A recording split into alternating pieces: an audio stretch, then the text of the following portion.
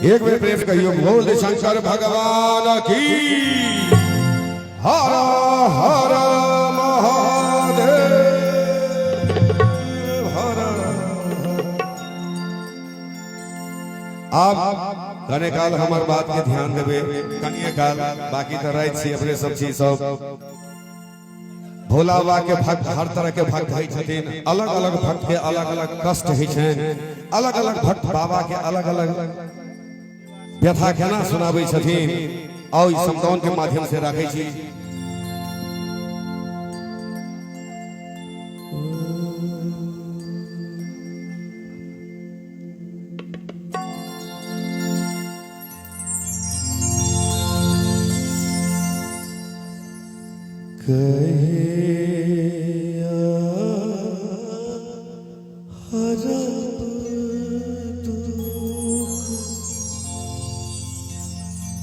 मोर यौवन भोला बाबा, मोर यौवन भोला बाबा, कहिया हरा दूर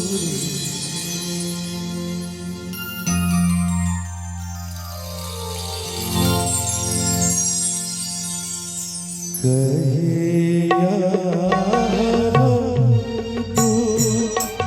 मोर यौवन भोला बाबा, मोर यौवन भोला बाबा, कहिया हरब दूर।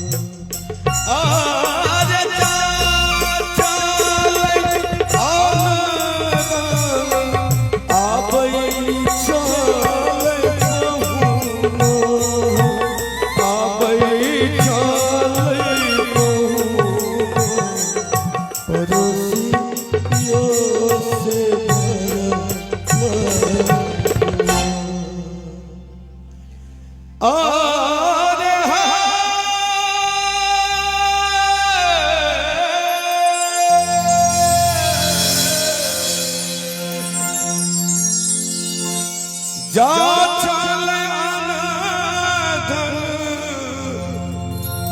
आबै छल कहूँ, आबै छल परसियों से भला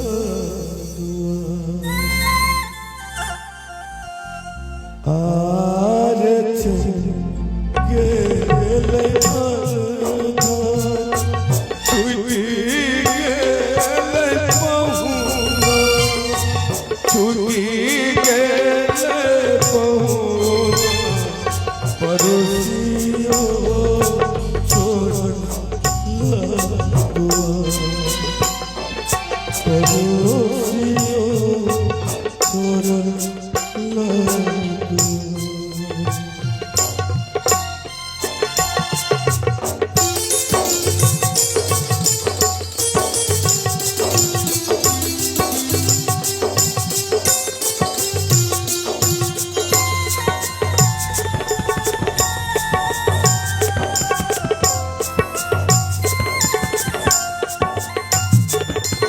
जा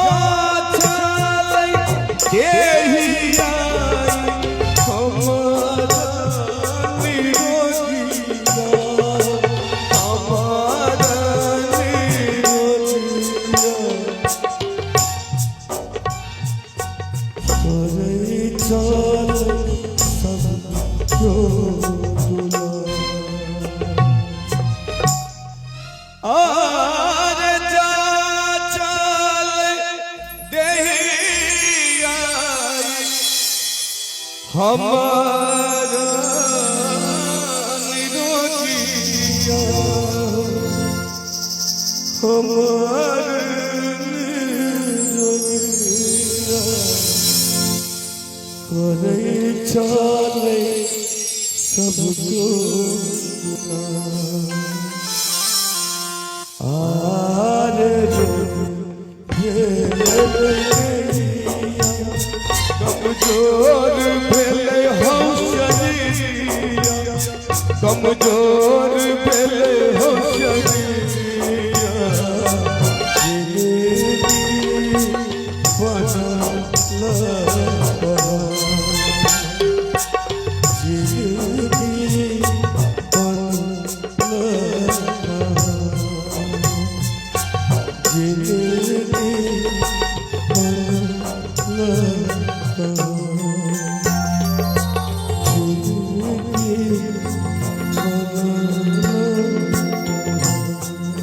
एक बेर बाबा के नाम पर अंतिम बेल झोपड़ी बजबै नचारी के साथ सब सहयोग दैत कोना कि आज कहिया हदबादू ओ दियो बम भोला बाबा ओ दियो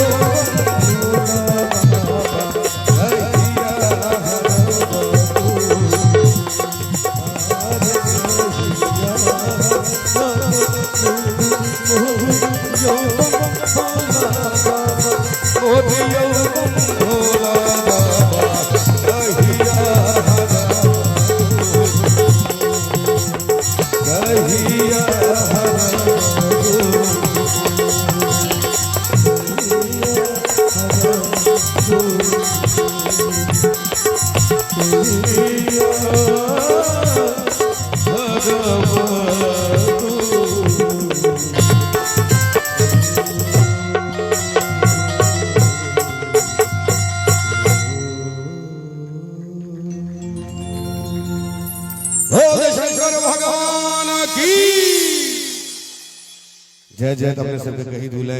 हमरा सबसे कोनो तरह के गलती भ जाए अपने सब आशीर्वाद